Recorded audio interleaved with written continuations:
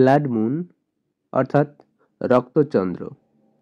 Blood moon মানে হলো পূর্ণ চন্দ্রগ্রহণের সময় চাঁদের লালচে রং ধারণ করা। একে বাংলায় অনেকে রক্তচন্দ্র বলে। কিভাবে হয়? যখন পৃথিবী, সূর্য ও চাঁদের মাঝখানে চলে আসে তখন পৃথিবীর ছায়া চাঁদের উপর পড়ে, এটাই চন্দ্রগ্রহণ।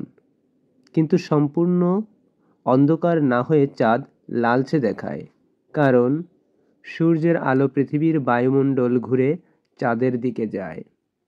এই সময় নীল আলো বেশি ছড়িয়ে পড়ে, কিন্তু লাল আলো তুলনামূলক কম ছড়ায় এবং চাঁদের উপর পড়ে। তাই পূর্ণ চন্দ্রগ্রহণের সময় চাঁদ লালচে দেখায়।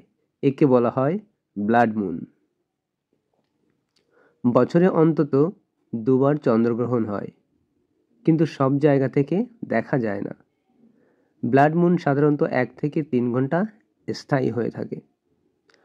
খালি চোখে নিরাপদে দেখা যায়